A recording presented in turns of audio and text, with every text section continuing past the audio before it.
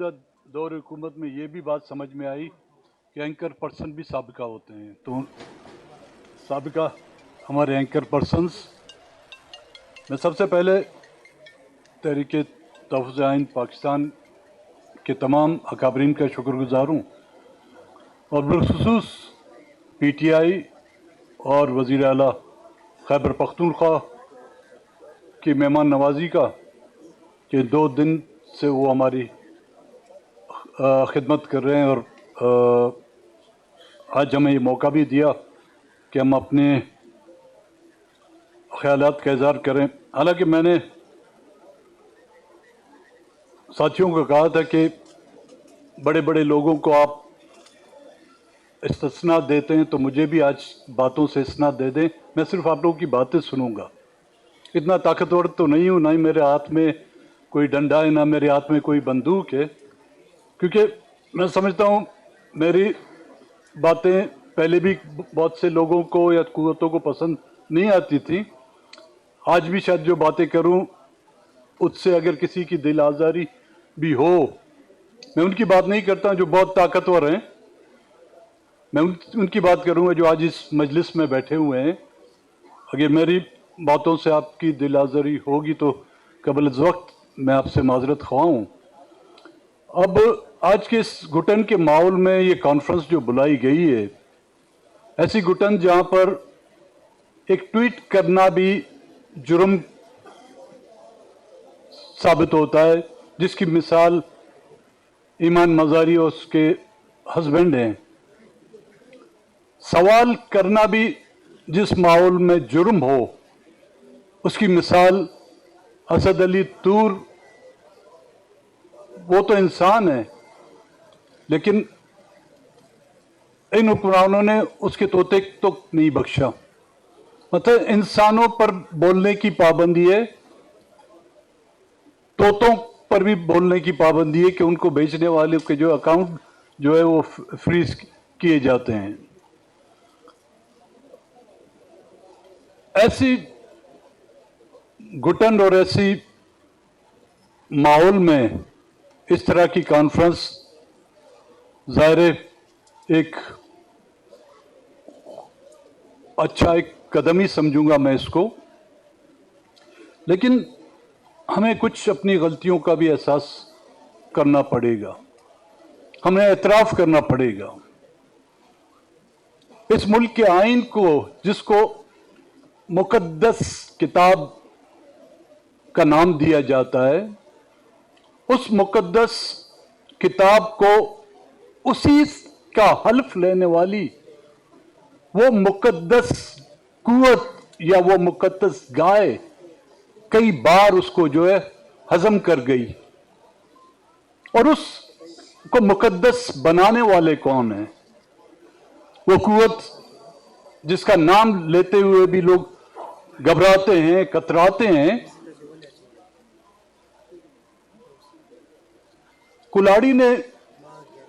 کلاڑی سے درخت نے پوچھا کہ میرا گناہ کیا ہے،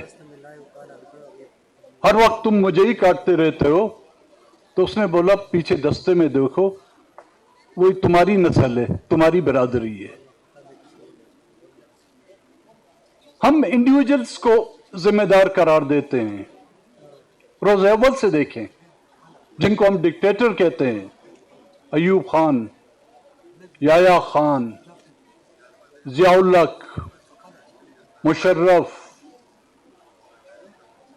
باجوہ، عاصم منیر صاحب، حافظ صاحب، معذرت کے ساتھ حافظ میں نے نام رکھا تو شاید ناراض نہ ہو جائے. ہم ان کو مورد الزام، سید، چلو بھائی 2 غلطیاں تو 14 سال تو ہو گئے میرے لیے. پھر ہم ان افراد کو مورد الزام ٹھہراتے ہیں، لیکن ہم یہ بھول جاتے ہیں کہ ان افرادوں، ان انڈیویجلز کے پیچھے کون ہے. کیا وہ ادارے ان کے پیچھے نہیں ہیں؟ ہم ان اداروں کو نظر انداز اس لیے کرتے ہیں کہ اس ادارے سے پھر ترقی پاتا ہوا کوئی اور شخص آئے اور وہ ہمارے سر پر ہاتھ رکھ کر ہمیں اسی کرسی پر بٹھائے جو کرسی کسی ناجائز طریقے سے اس نے خالی کرائی ہے.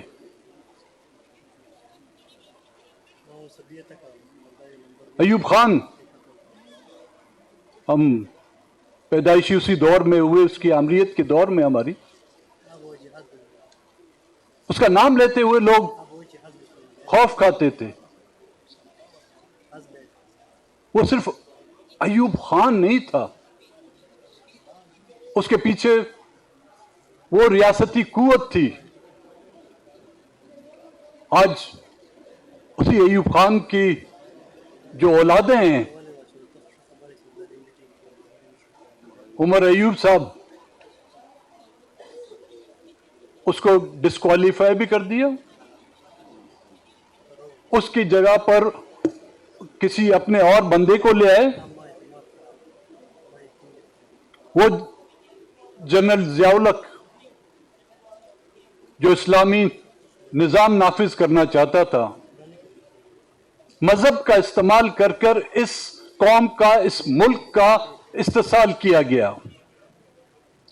جس مذہب کی بنیاد پر یہ ملک قائم ہوا, اس مذہب کو, اس دین کو, اس اسلام کو استعمال کرتے ہوئے انہی جنرلوں نے جو ہے نا اپنے انبار اور اپنی تجوریاں بھر دی.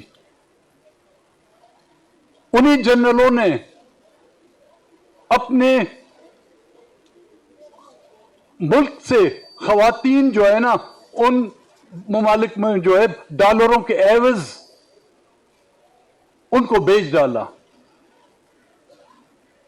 جنرل مشرف کے ہمیں یاد ہے جو مکے لہراتا ہوا پوری قوم کو للکارتا تھا, لیکن جس دن اس کی وردی اتاری گئی اس کے بعد تو اس کی کوئی حیثیت نہیں رہی. کہنے کا مقصد یہ ہے کہ ہم انڈیویجولز کو مورے الزام نہ ٹھہرائیں, ہمیں اس مافیا کی طرف بھی انگلیاں اٹھانی پڑیں گی, اشارے کرنے پڑیں گے, جس کی بدولت مشرف جو ہے جنرل بنا, ایوب جو ہے جنرل ایوب بنا, یایا جو ہے جنرل یایا بنا, اور جنرل باجوہ جو ہے جنرل بنا. بلوچستان کی صورتحال سے پتہ نہیں آپ لوگ کتنے واقف ہوں گے نہ ہوں گے.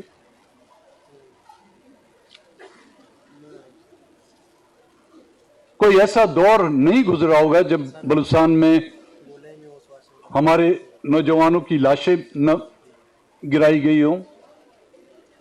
لوگ بلوچستان سے احتجاج کرتے کرتے اسلام آباد تک پہنچے, ان کی کوئی سنوائی نہیں ہوئی.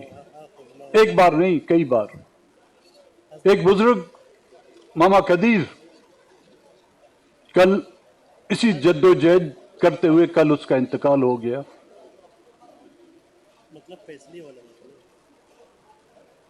وہ اپنے بیٹے کی بازیابی کے لیے نکلا تھا اور ہزاروں بلوچوں کی وہ آواز بن گیا. ڈاکٹر مارن بلوچ اسی اسلام آباد کے, جس کو تمام ملک کا جو ہے دارالخلافہ یا کیپٹل کہتے ہیں, اس میں آئی تھی. نگراں حکومت, جس کو لوگ کیئر ٹیکر حکومت کہتے تھے, جس وقت ان کو نامینیٹ کیا گیا تھا, میں نے اسی دن کہا تھا it's not a caretaker, it's undertaker. اور اس نے اپنے عمل سے, اپنے کردار سے 8 فروری کو مینڈیٹ چوری کر کے یہ ثابت کر دیا کہ حقیقتاً وہ گورکھن, جس کو انڈرٹیکر کہتے ہیں, گورکھن ہی نکلا. جمہوریت کا گورکھن, آئین کا گورکھن, اس ملک کا گورکھن, اور اس ملک میں بسنے والے کروڑوں عوام کے مینڈیٹ کا گورکھن. جس بلوچستان کے جس حلقے سے میں تعلق رکھتا ہوں, ڈسٹرکٹ خوزدار,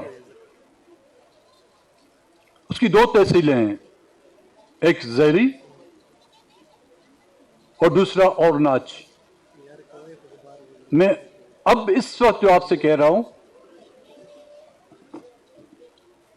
فلسطین اور غزہ بہت دور ہے، لیکن کوئی وہاں پر جا کے دیکھے زہری اور اورناج کے حالات غزہ اور کشمیر سے جو ہے بہتر نہیں، بدتر ہیں۔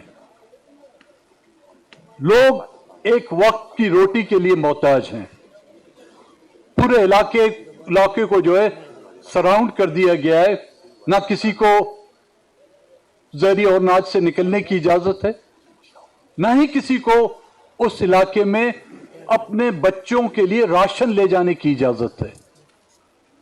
جب ایسے معاملات پر ہم بولتے تھے، ہمیں سب شک کی نگاہ سے دیکھتے تھے۔ جب ہم اپنے پیاروں کی بازیابی کے لیے بات کرتے تھے تو اسی اسلام آباد میں، انہی ایوانوں میں ہمیں لوگ کہتے تھے کہ کیا بیہودہ باتیں کرتے ہو، ریاست بھی کبھی کسی کو اغوا کر سکتی ہے، ریاست بھی کبھی کسی کے بچوں کو اٹھا جا سکتی ہے، ریاست بھی کبھی اپنے شہریوں کا جو ہے قتل عام کر سکتی ہے۔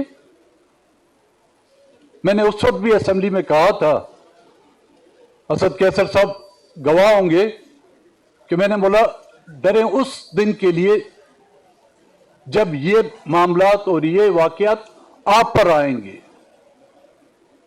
اور آج جو مسنگ پرسنز کا مسئلہ صرف بلوچستان تک نہیں ہے، آج پورے ملک میں جو ہے پھیل گیا ہے۔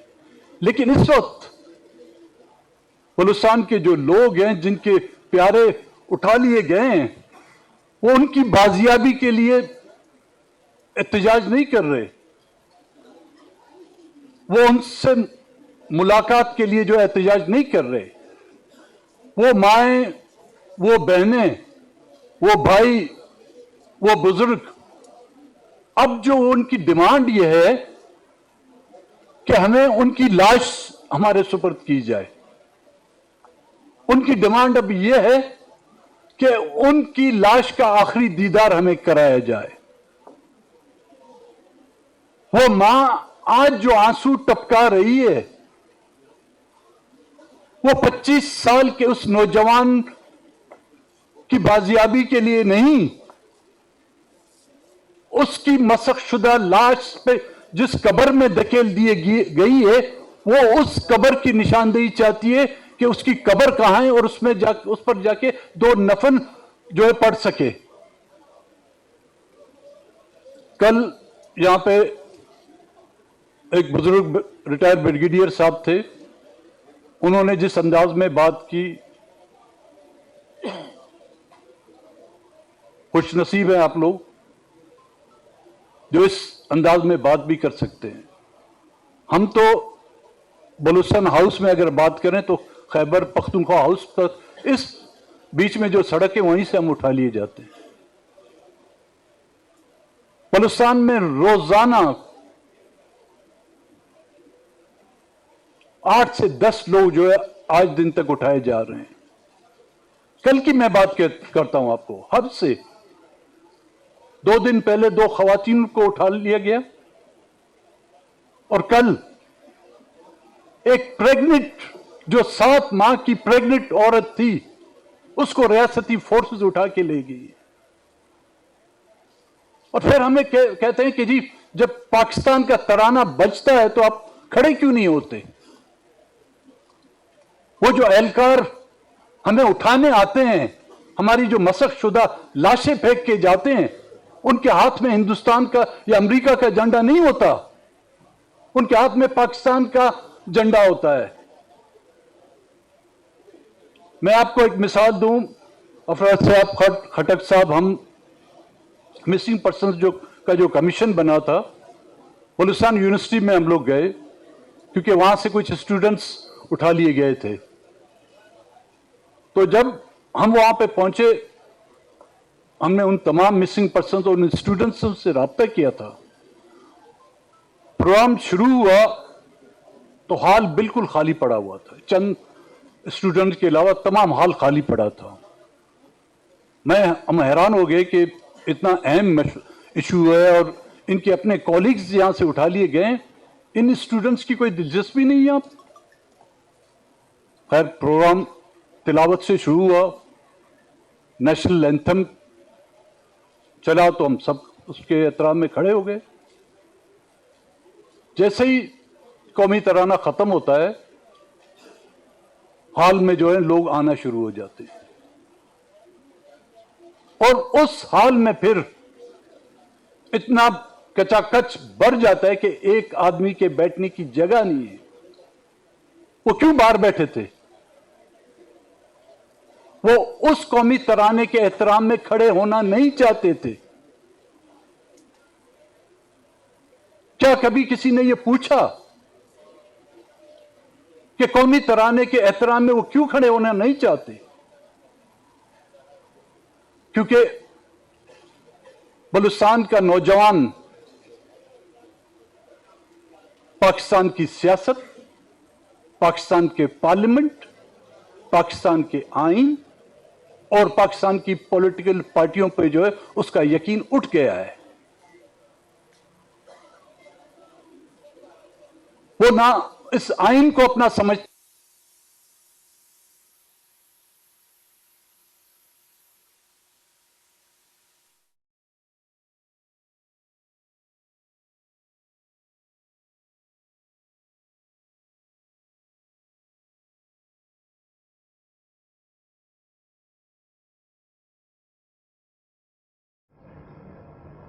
ان کو اس قومی ترانے میں اپنا پن نظر نہیں آتا، ان کو اس آئین میں اپنا پن نظر نہیں آتا، ان کو اس ملک کی ان پولیٹیکل پارٹیوں میں جو ہے کبھی ان کو اپنایا نہیں۔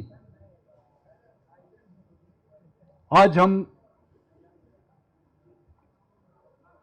73 کے آئین کی بحالی یا اس کی اصل جو صورت ہے اس پر بات کرنا چاہتے ہیں۔ معذرت کے ساتھ اس آئین کا حلیہ تو ہم دیکھ لیں پہلے۔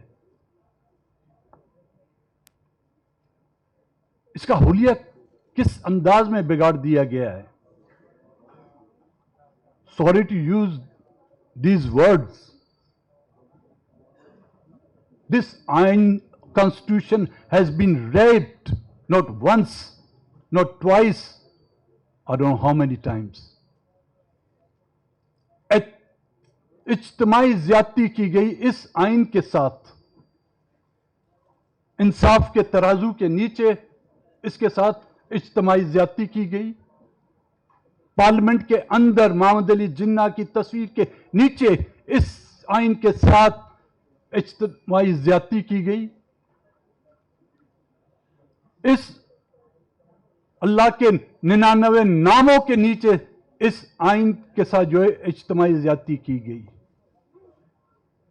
کوئی اس اجتماعی زیادتی میں شریک تھے، کوئی اس اجتماعی زیادتی پہ تالیاں بجا رہے تھے۔ آج آپ دیکھ لیں، میں دوسرے صوبوں کی بات نہیں کرتا، میں بلوچستان کی بات کروں گا آپ کے سامنے۔ وہی لوگ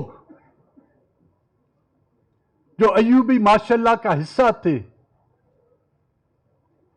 وہی جنرل یحییٰ کے دور میں بھی بلوچستان سے وہی ان حکومتوں کا حصہ رہے، اور وہی لوگ 1970s میں جو حکومتیں بنی انہی کا وہی بلوچستان کے حصہ رہے۔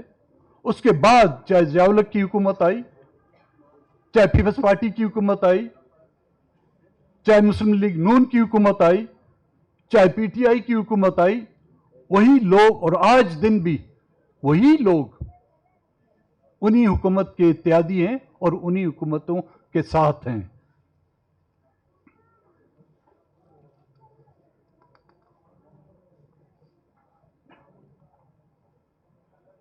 اور وہ آئین جس کو میں نے کہا کہ مقدس آئین کہا جاتا ہے، جب ہم اس کے نعم البدل کی بات کرتے ہیں، میں یہ سمجھتا ہوں کہ میرے یہ نکات آپ لوگوں کے لیے قابل قبول نہیں ہوں گے، لیکن میں اس وقت بلوچستان کے اس نوجوان کی ذہن کی سوچ جو آپ کے سامنے رکھنا چاہتا ہوں. بلوچستان میں آبادی تو ہماری بہت کم ہے، شاید پنجاب کے کسی ایک ڈویژن یا ایک ڈسٹرکٹ ضلع کے برابر بھی نہ ہو، لیکن اس آبادی میں بھی 65% جو ہے نا اس طرح کے نوجوان ہیں. ان کا اعتماد میں نے بولا بالکل اٹھ چکا ہے، آئین سے، ریاست سے، ریاستی اداروں سے، تمام سے جو ان کا اب وہ اعتماد جو ہے ختم ہو کے رہ گیا ہے.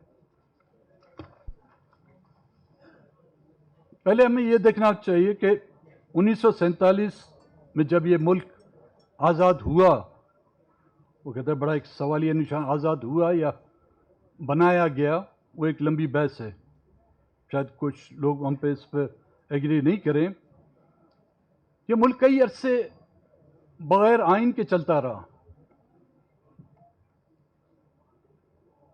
جنرل مشرف کا دور تھا، میں بائی روڈ آ رہا تھا تو ہمارے یہاں تو چیک پوسٹیں ماشاءاللہ اتنی زیادہ ہیں. فوجیوں نے روکا مجھے کسی چیک پوسٹ پہ، تو میں نے پوچھا بھائی کیا بات ہے؟ کہتے جی گاڑی کے کاغذات دکھائیں. تو کاغذات تو تھے، میں نے بولا چلو تھوڑا اس کی بھی تفریح لے لیتا ہوں. تو میں نے کہا گاڑی کے تو کاغذات تو نہیں ہے میرے پاس بھائی. کہتا ہے کاغذات نہیں ہے آپ کے پاس؟ میں نے نہیں. کہتا ہے بغیر کاغذات کے آپ گاڑی کیسے چلا سکتے ہیں؟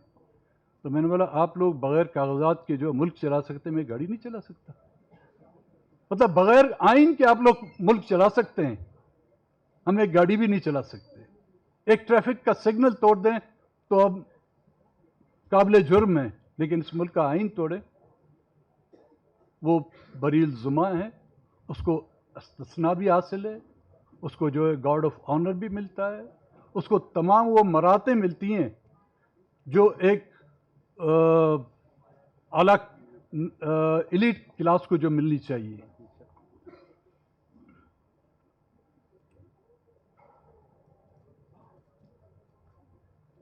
انیس سو چھپن میں ایک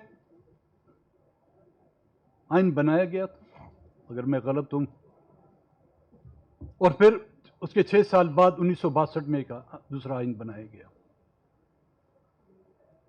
نہیں چل پائے.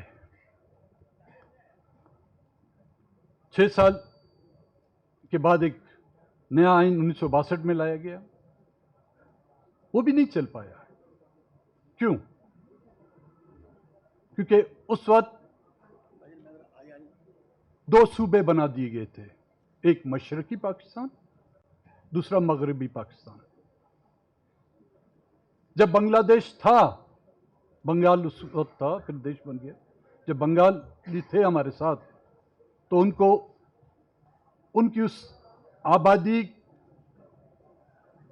کے تناسب کو برقرار رکھنے کے لیے ہم تمام دوسرے صوبوں کو جو ہے اکٹھا ملا کر ایک صوبہ بنا دیا، اس کا نام 1 یونٹ رکھ دیا گیا. لیکن جیسے ہی ایسٹ پاکستان بنگلہ دیش بن جاتا ہے، فوراً 1973 کا آئین آ جاتا ہے. ملک ایک جنگی حالات سے گزر چکا تھا، ضرورت بھی تھی ایک آئین کی، مجبوری بھی تھی. ہمارے اکابرین نے اس بات کو سامنے رکھتے ہوئے کہ ان حالات میں ہم وہ کچھ نہ کریں، اور کئیوں نے اس پر دستخط کی، کئیوں نے اس کی اس انوگریشن میں جو ہے آئین کا جو جشن منایا جا رہا تھا اس میں حصہ بھی نہیں بنے. کرتے بھی کیا، جو انکاری تھے، جو نہیں مانتے تھے، ان کے پاس اور چوائس ہی نہیں تھی. خواتین بیٹھی ہوئی یہاں پر، انگلش میں کہتے ہیں when the rape is irresistible, relax and enjoy. So we've been enjoying اس 1973 کے آئین کو جو ہے ہم انجوائے کرتے رہے ہیں.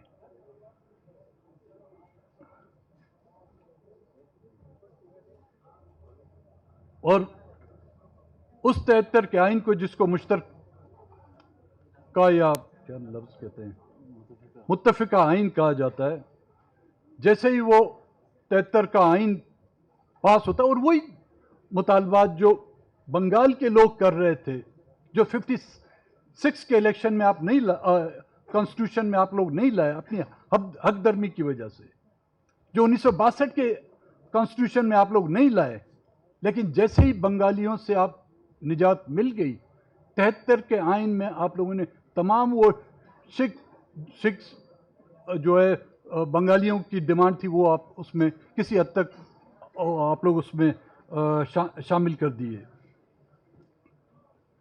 لیکن 73 کا آئین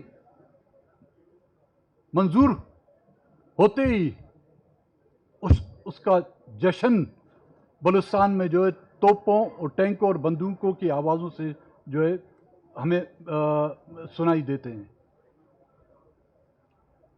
73 کے آئین کے تحت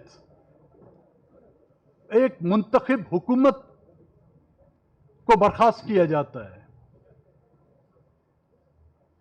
ذوالفقار علی بھٹو جو کو جمہوریت یا پاکستان کے 73 کے آئین کا جو ہے خالق کہا جاتا ہے، اسی کے دور حکومت میں نیشنل عوامی پارٹی جو آج یہاں پر اکثر آپ بیٹھے ہوئے ہیں، یہ اسی نیشنل عوامی پارٹی کے جو ہے عنصر تھے. اس پر پابندی لگائی جاتی ہے سپریم کورٹ کے ذریعے سے. آج ہم کہتے ہیں نا جی کینگرو کورٹس ہیں، تو اس وقت کے کورٹ کو کیا تھے؟ انہی کورٹوں نے تو نیشنل عوامی پارٹی پر پابندی تو انہوں نے لگائی تھی. اور وہ ملٹری آپریشن، اور مزے کی بات، ایک اکثریتی منتخب حکومت کو ختم کر کے ایک ایسی حکومت قائم کر دی گئی جس نے صوبائی اسمبلی سے اعتماد کا ووٹ بھی نہیں لیا گیا تھا، لیکن اس دور حکومت کو جمہوری دور حکومت کہا جاتا ہے. اس دور حکومت میں بلوچستان اسمبلی کا کوئی ایک اجلاس تک نہیں بلایا گیا، لیکن کہتے ہیں کہ جی 73 کا آئین جو ایک جمہوری آئین تھا، اور اس جمہوری حکومت اور اس جمہوری دور کے دوران جو ہے بلوچستان میں جو ہے خوشحالی لائی گئی. تو آج ہمیں کہا جاتا ہے کہ جی 73 کے آئین پر ہم اعتماد کریں. میرا یہ سوال ہے، میں یہ بحیثیت ایک کمپوننٹ تحریک تحفظ آئین پاکستان سے کے حوالے سے نہیں کر رہا ہوں، میں بلوچستان کے حوالے سے یہ سوال کرنا چاہتا ہوں کہ وہ 73 کا آئین جو میری ماں بہنوں کی عزت نہیں بچا سکتا، وہ 73 کا آئین جو اپنے آپ کو بچا نہیں سکتا، وہ 73 کا آئین جو بلوچستان پر ہونے والے 5ویں ملٹری آپریشن کے نتیجے میں ہلاک شدگان، شہید شدگان کے ورثاؤں کو جو انصاف نہیں دلا سکتا، وہ 73 کا آئین جو چادر اور دیواری کے اندر ہماری ماؤں بہنوں کی حفاظت نہیں کر سکتا، کیا یہ 73 کا آئین پولس سرات کے طور پر ہمیں جنت میں پہنچا سکے گا؟ نہیں. میں سمجھتا ہوں 73 کے آئین کو اب ہم جتنی بھی جان ڈالیں، وہ 73 کا آئین جو اپنے خالق کو نہ بچا سکا، جو اس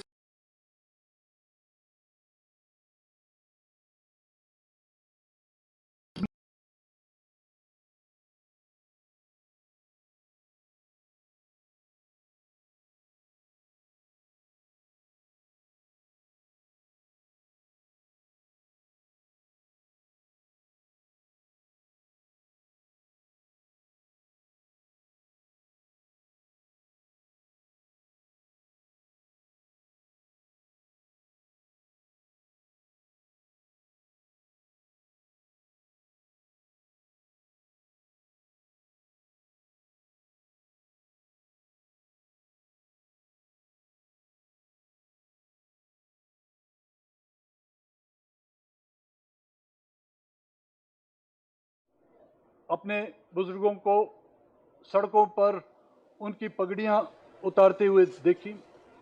جب تک ہمیں صبر ہے ہم صبر کرتے رہیں گے، لیکن خدا نے بھی صبر کی ایک حد رکھی ہوئی ہے، تو خدا کے لیے ہمیں اس حد کو پار کرنے تک نہ لے جائیں.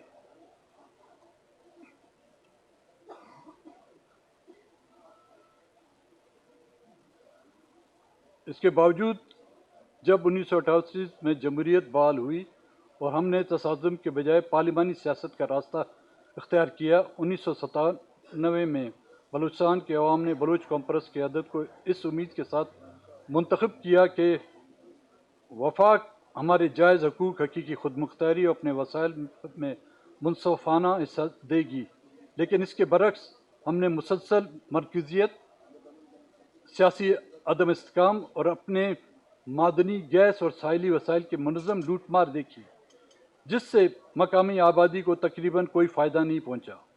2006 میں نواب اکبر پوکٹی کی شہادت نے اس خلیج کو مزید گہرا کر دیا. جبری گمشدگیوں اور اجتماعی سزاؤں نے ریاستی مرکز کے اخلاقی ساکھ کو شدید نقصان پہنچایا.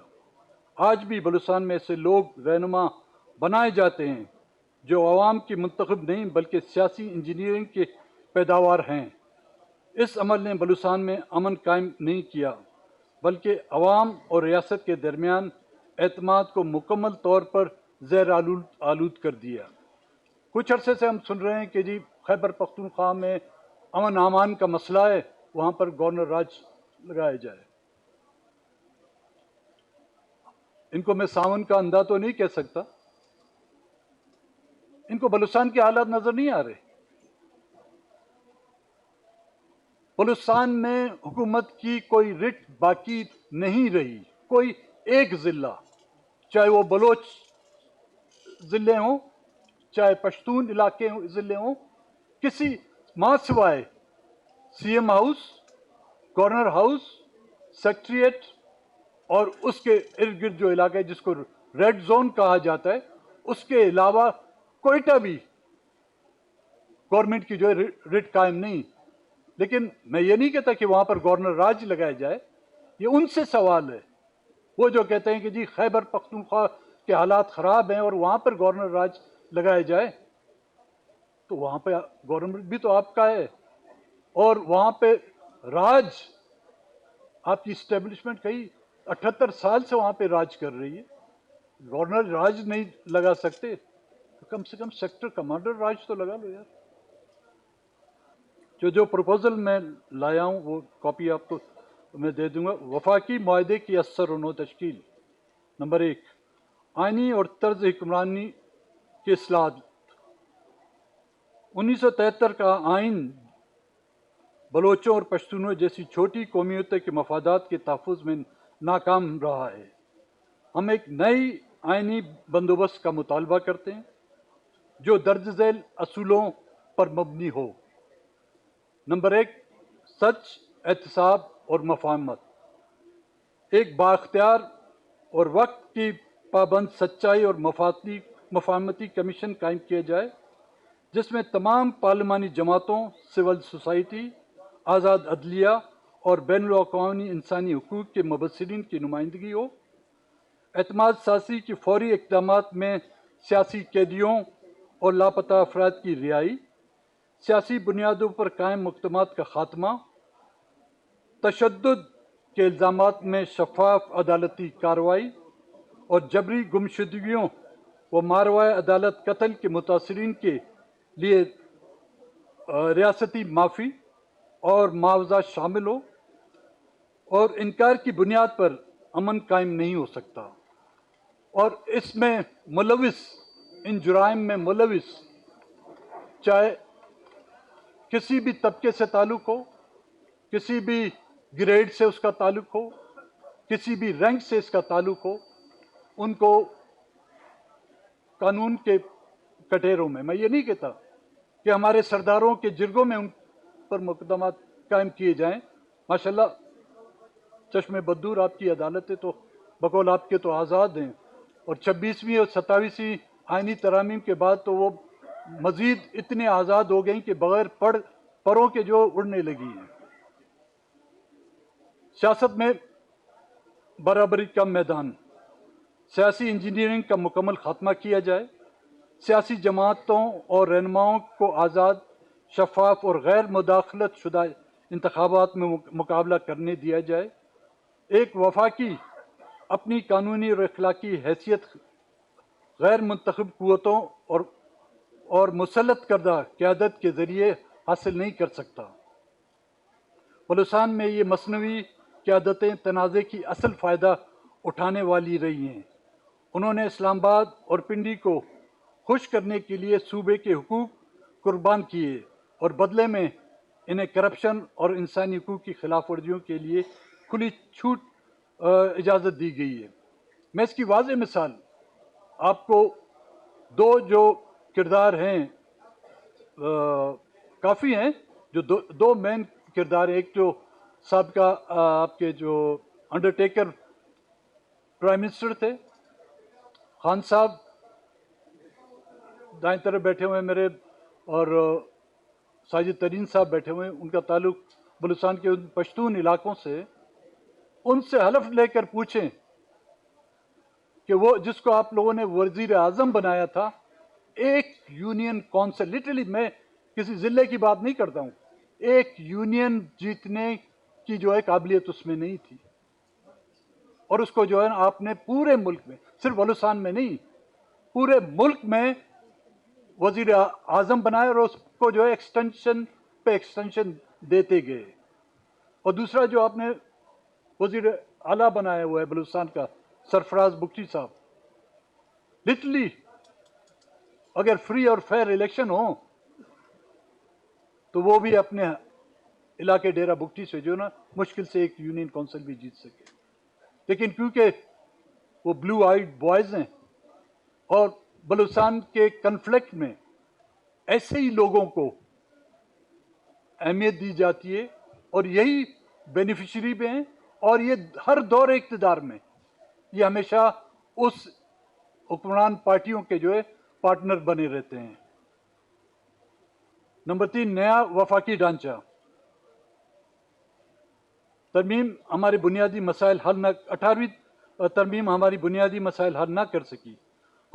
ہم ایک ایسے وفاقی نظام کا مطالبہ کرتے ہیں جس میں دفاع، کرنسی، خارجہ امور اور بین الصوبائی مواصلات کے سوا تمام اختیارات واضح طور پر صوبوں کے پاس ہوں، اور باقی تمام اختیارات غیر مبہم طور پر صوبائی تسلیم کیے جائیں۔ مشترکہ مفادات کونسل کو ایک حقیقی با اختیار فورم بنا دیا جانا چاہیے جس کے فیصلوں پر عمل درآمد لازمی اور وقت کا پابند ہو۔ نمبر 4، 2 ایوانی پارلیمان میں توازن۔ اس وقت سینٹ جو صوبوں کی نمائندہ اسمبلی ہے، مالی امور میں کمزور ہے، اور وزیر اعظم کا صرف قومی اسمبلی سے ہونا چھوٹے صوبوں کو قیادت کے حق سے محروم کرتا ہے۔ ہم آئینی ترامیم کے ذریعے مطالبہ کرتے ہیں کہ سینٹ کو مالی بلوں میں قومی اسمبلی کے برابر اختیارات دیے جائیں، وزیر اعظم دونوں میں سے کسی بھی ایوان سے منتخب ہو سکے، دوسرے ایوان سے ایک نائب وزیر اعظم مقرر ہو جو مشترکہ مفادات کونسل کی سربراہی کرے اور بین صوبائی ہم آہنگی کی ذمہ داری سنبھالے۔ نمبر 5، صوبوں پر وفاقی قبضوں کا خاتمہ۔ آئین کی وہ شقیں جو ہنگامی حالات کے نام پر گورنر راج جیسے اقدامات کی اجازت دیتی ہیں، یا تو سخت عدالتی نگرانی کے تحت محدود کی جائیں یا مکمل طور پر ختم کی جائیں تاکہ صوبائی عوامی مینڈیٹ کو آسانی سے پامال نہ کیا جائے۔ نمبر 6، قدرتی اور ساحلی وسائل پر حق ملکیت۔ آئین کے آرٹیکل 158 اور 172(3) پر کبھی سنجیدگی سے عمل نہیں ہوا۔ ہم مطالبہ کرتے ہیں کہ صوبوں کو اپنے دائر اختیار میں موجودہ قدرتی اور ساحلی وسائل کا بنیادی یا مکمل قانونی مالک تسلیم کیا جائے، رائلٹی کا کم از کم 50% حصہ پیداوار کرنے والے ضلع کو ملے، شفاف اور آڈٹ شدہ ترقیاتی فنڈز کے ذریعے۔ مشترکہ مفادات کونسل کے تحت ایک مستقل ریسورسز کمیشن قائم کیا جائے جو سالانہ حسابات شائع کرے۔ Number 7، NFC award. وسائل کی تقسیم میں آبادی کا وزن کم کر کے 25% کیا جائے اور غربت، پسماندگی، رقبے کی وسعت، کم آبادی، محصولات کی کوشش اور حقیقی ترقیاتی ضروریات کو مرکزی حیثیت دی جائے۔ کم آبادی والے وسیع علاقوں میں خدمات کی بلند لاگت کو تسلیم کیا جائے۔ نمبر 8، انتظامیہ اور سیکیورٹی پر صوبائی اختیار۔ چیف سیکرٹری اور IG پولیس کی تقرری صوبائی حکومتیں شفاف معیار کے تحت کریں۔ مقررہ مدت کے ساتھ وفاقی بیوروکریسی اور مسلح افواج میں تمام صوبوں کو مساوی نمائندگی دی جائے۔ صرف آبادی کی بنیاد پر نمائندگی کا ماڈل ناکام ہو چکا ہے۔ اس کی میں وضاحت یہ کروں گا،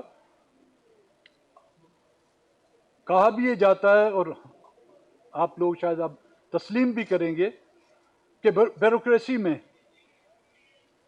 تعداد ایک صوبے کی حد سے زیادہ ہے، اور اسی طرح افواج پاکستان میں بھی تعداد ایک صوبے کی زیادہ ہے۔ تو اس لیے ہمارے یہاں، آپ پنجاب کے لوگ برا نہ مانیں، ہمارے یہاں فوج کو پاکستان کی فوج نہیں کہا جاتا، اس کو پنجاب کی فوج کہا جاتا ہے، کہ آبادی اس کی زیادہ ہے، بیوروکریسی میں بھی اس کی آبادی زیادہ ہے۔ اگر اس میں اگر برابر حصہ دے دیا جائے تو اس کو شاید پھر پاکستان کی فوج لوگ کہنا شروع کر دیں گے۔ وفاقی اداروں میں صوبائی شمولیت۔ بندرگاہوں، توانائی اور معدنیت سے متعلق وفاقی اداروں اور سرکاری کمپنیوں کے بورڈز اور اعلیٰ انتظامیہ میں صوبوں کی برابر نمائندگی یقینی بنائی جائے۔ کسی صوبے سے متعلق فیصلہ اس کی شمولیت کے بغیر نہ ہو۔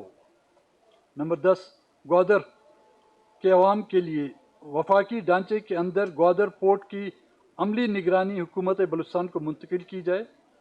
مقامی ملازمت، لوکل کنٹینٹ،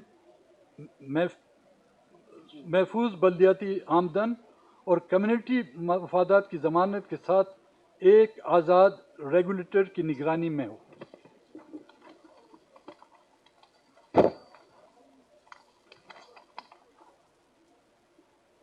سرحدوں کو تنازع کے بجائے روزگار کا ذریعہ بنایا جائے۔